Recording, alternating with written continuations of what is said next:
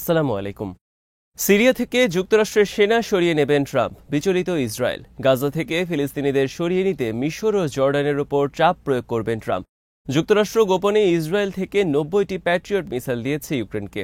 যুক্তরাষ্ট্র আর্মিকে ঢেলে সাজাবেন president Donald Trump. চাকরি ফিরিয়ে দিয়েছেন বাইডেন আমলে বরখাস্ত হওয়া ৮,০০০ সেনার। বিডিভিউজ ইনফোটেইনমেন্টে স্বাগত জানাচ্ছি আমি তাসনিম হোসাইন। আজ জানাবো প্রতিরক্ষা সংক্রান্ত গুরুত্বপূর্ণ কিছু খবর। সিরিয়া থেকে সেনা প্রত্যাহার করতে পারে যুক্তরাষ্ট্র। ট্রাম্প প্রশাসন সিরিয়ায় সেনা মোতায়েন রাখার বিপক্ষে। এ বিষয়ে ইসরায়েলকে অবহিত করা হয়েছে ট্রাম্প প্রশাসনের পক্ষ থেকে। সিরিয়া থেকে যুক্তরাষ্ট্রের সেনা প্রত্যাহারের আশঙ্কায় বিচলিত ইসরায়েল।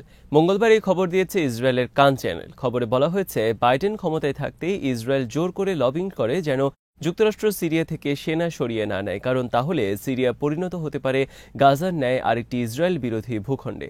ট্রাম্প প্রথমবার ক্ষমতায় থাকতেই ঘোষণা দিয়েছিলেন সিরিয়া থেকে সেনা প্রত্যাহার করার। তার ঘোষণা অনুযায়ী যুক্তরাষ্ট্র সিরিয়ায় সেনা সংখ্যা কমিয়ে আনে, কিন্তু পুরোপুরি প্রত্যাহার করেনি।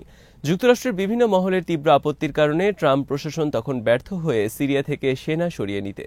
কিন্তু এবার নির্বাচনের আগে ট্রাম্প বারবার প্রকাশ্যে অভিযোগ করেছেন, সিরিয়ায় আইএস দমনের পর সেখানে যুক্তরাষ্ট্র আর্মির আর কোনো কাজ নেই। তারা সেখানে অবস্থান করছে কেবলমাত্র সিরিয়ার তেলের স্বার্থে। সিরিয়ায় বর্তমানে অবস্থান করছে কয়েক হাজার যুক্তরাষ্ট্র সেনা, কিন্তু দীর্ঘ কয়েক বছর ধরে যুক্তরাষ্ট্র বলে আসছে সেখানে তাদের সেনা সংখ্যা ১,০০০। সম্প্রতি তারা জানায় সিরিয়ায় তাদের সেনা সংখ্যা ২,০০০। তবে বাস্তবে এই সংখ্যা আরও অনেক বেশি বলে মনে করেন বিশ্লেষকরা। সিরিয়ায় গৃহযুদ্ধ শুরুর পর ২০১৪ সালে সিরিয়ায় আসে যুক্তরাষ্ট্র সেনা। এরপর ২০১৫ সালে সেখানে আসাদকে রক্ষায় আসে রাশিয়ান সেনা। রাশিয়ার প্রভাব বিস্তারের কারণে যুক্তরাষ্ট্র সিরিয়া ছেড়ে যেতে অস্বীকৃতি জানিয়ে আসছে দীর্ঘদিন থেকে। একই সাথে সিরিয়ায় রয়েছে তুরস্কের প্রভাব।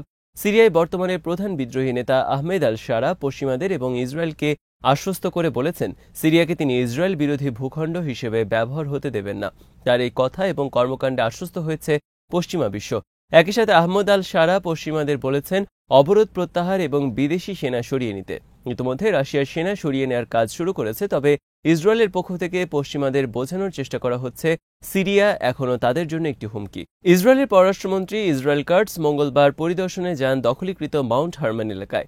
ইসরায়েল কাটজ বলেছেন, তাদের সেনারা মাউন্ট হারমানে অবস্থান করবে অনির্দিষ্টকালের জন্য।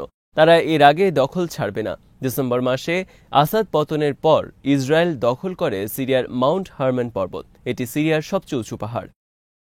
গাজা থেকে ফিলিস্তিনিদের সরিয়ে নেওয়ার জন্য মিশর এবং জর্ডানের ওপর চাপ সৃষ্টি করবেন ডোনাল্ড ট্রাম্প। মঙ্গলবার টাইমস অফ ইসরায়েলের খবরে বলা হয়েছে, জর্ডান এবং মিশরের বিরোধিতাকে তেমন আমলে নিচ্ছেন না ট্রাম্প। ট্রাম্প তাদের ওপর চাপ সৃষ্টি করবেন যাতে তারা ফিলিস্তিনিদের গ্রহণে বাধ্য হয়। মিশর, জর্ডান এবং আরব লীগের তীব্র বিরোধিতার পর সোমবারও ট্রাম্প নতুন করে বলেছেন গাজা থেকে ফিলিস্তিনিদের সরিয়ে নেওয়ার বিষয়।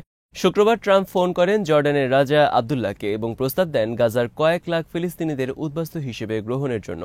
এরপর ট্রাম্প বলেন তিনি মিশরের প্রেসিডেন্ট আব্দুল ফাত্তাহ আল সিসিকেও একই প্রস্তাব দেবেন, কিন্তু মিশরের প্রেসিডেন্টকে ফোন করার আগেই মিশর, জর্ডান এবং আরব লীগের পক্ষ থেকে তীব্র প্রতিবাদ জানানো হয় ট্রাম্পের প্রস্তাবের।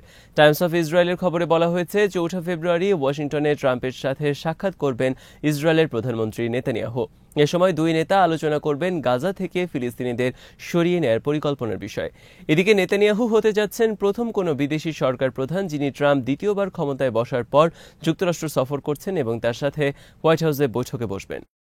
যুক্তরাষ্ট্র ইসরায়েল থেকে ৯০টি প্যাট্রিয়ট মিসাইল পাঠিয়েছে ইউক্রেনে। বিপুল পরিমাণ এই মিসাইল যুক্তরাষ্ট্র ইউক্রেনে পাঠিয়েছে পোল্যান্ডের মাধ্যমে।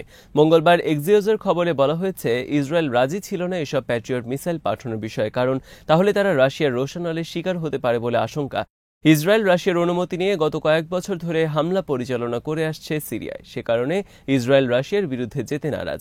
উপসাগরীয় যুদ্ধের সময় যুক্তরাষ্ট্র বিপুল পরিমাণ প্যাট্রিয়ট মিসাইল দেয় ইসরায়েলকে। এসব অনেক মিসাইল বর্তমানে অকেজো হওয়ার পথে। সম্প্রতি ইসরায়েল অনেক মিসাইল ডিমিশন করেছে বা ব্যবহারের তালিকা থেকে বাদ দিয়েছে। ইসরায়েলের গুদামে পড়ে থাকা বিপুল পরিমাণ এসব প্যাট্রিয়ট মিসাইল যুক্তরাষ্ট্র গোপনে পাঠিয়েছে ইউক্রেনে। এর ফলে রাশিয়ার বিরুদ্ধে ইউক্রেনের মিসাইল পাওয়ার বেশ শক্তিশালী রূপ নেয় সম্প্রতি। রাশিয়ান প্রেসিডেন্ট ভ্লাদিমির পুতিন মঙ্গলবার সাংবাদিকদের বলেছেন, ২ মাসের মধ্যে বন্ধ হয়ে যেতে পারে ইউক্রেন যুদ্ধ। সাংবাদিকরা তার কাছে জানতে চান যুদ্ধ বন্ধে যুক্তরাষ্ট্রের সাথে আলোচনার বিষয়। এ সময় পুতিন বলেন, ইউক্রেন এখন আর কোনো স্বাধীন দেশ নয়। ইউক্রেনের নামে আসলে রাশিয়ার বিরুদ্ধে যুদ্ধ করছে পশ্চিমারা। তারা যদি ইউক্রেনকে অর্থ ও অস্ত্র না দেয় তাহলে ১৫ দিনের মধ্যে বন্ধ হয়ে যাবে এই যুদ্ধ। তিনি বলেন, পশ্চিমা সমর্থন ছাড়া ইউক্রেন 2 মাসের বেশি যুদ্ধ চালাতে পারবে না একটি দেশ হিসেবে। যুক্তরাষ্ট্র এবং পশ্চিমারা মিলে এখন পর্যন্ত $200 বিলিয়ন বেশি অস্ত্র সহায়তা দিয়েছে ইউক্রেনকে। এর মধ্যে যুক্তরাষ্ট্র একাই দিয়েছে $100 বিলিয়ন বেশি। কোভিড টিকা নিতে অস্বীকার করার কারণে যুক্তরাষ্ট্র আর্মি থেকে বরখাস্ত করা হয়েছিল 8,000 সেনা। তাদেরকে আবারও চাকরিতে ফেরত এনেছেন ট্রাম্প এবং তার স্বাস্থ্যমন্ত্রী রবার্ট এফ কেনেডি উভয়ে টিকা বিরোধী। আর্মি থেকে তৃতীয় লিঙ্গের লোকদেরও বাতিলের বিষয়ে পর্যালোচনার নির্দেশ দিয়েছেন ট্রাম্প। ডোনাল্ড ট্রাম্প তৃতীয় লিঙ্গের অস্তিত্ব স্বীকার করেন না। তিনি স্পষ্ট করে বলেছেন, মানুষ 2 প্রকার, নারী ও পুরুষ, এর বাইরে আর কিছু নেই। নতুন রূপে আত্মপ্রকাশ করতে যাচ্ছে যুক্তরাষ্ট্র আর্মি। যুক্তরাষ্ট্রের প্রেসিডেন্ট ডোনাল্ড ট্রাম্প এই বিষয়ে ইতিমধ্যে বেশ কয়েকটি নির্বাহী আদেশে স্বাক্ষর করেছেন। সর্বশেষ সোমবার স্বাক্ষর করেছেন একটি আদেশে। এর মাধ্যমে তিনি বাতিল করেছেন বৈচিত্র্য, সমতা এবং অন্তর্ভুক্তিমূলক পদক্ষেপ বিষয়ক একটি উদ্যোগ। ইসরায়েলের আদরে যুক্তরাষ্ট্রের জন্য আয়রন ডোম মিসাইল সিস্টেম নির্মাণেরও আদেশ দিয়েছেন ট্রাম্প। ইসরায়েলের আয়রন ডোম যুক্তরাষ্ট্র এবং ইসরায়েল যৌথভাবে নির্মাণ করে বর্তমানে। ইসরায়েলের প্রকল্পে আর্থিক সহায়তাও দিয়ে থাকে যুক্তরাষ্ট্র, তবে এবার যুক্তরাষ্ট্র নিজেই উৎপাদন করবে এসব মিসাইল। ভৌগোলিক অবস্থানগত কারণে এই মিসাইল সিস্টেমের তেমন প্রয়োজন নেই যুক্তরাষ্ট্রের। সম্ভবত রপ্তানি হবে এই মিসাইলের উৎপাদনের উদ্দেশ্য। তবে মেক্সিকো সীমান্তে বর্তমানে গোলাগুলির ঘটনা ঘটেছে 2 দেশের মধ্যে। সে কারণেও যুক্তরাষ্ট্র সংগ্রহ করতে পারে এই মিসাইল। জাতিসংঘ আদালতে নিষেধাজ্ঞা আরোপ সংক্রান্ত একটি বিল আটকে গেছে যুক্তরাষ্ট্রের সিনেটে। ইসরায়েলের প্রধানমন্ত্রী নেতানিয়াহুর বিরুদ্ধে গ্রেপ্তারি পরোয়ানা জারি এবং বিচারের উদ্যোগ নেওয়ার কারণে জাতিসংঘ আদালতের বিরুদ্ধে মঙ্গলবার নিষেধাজ্ঞা আরোপের বিল উত্থাপন করা হয় সিনেটে।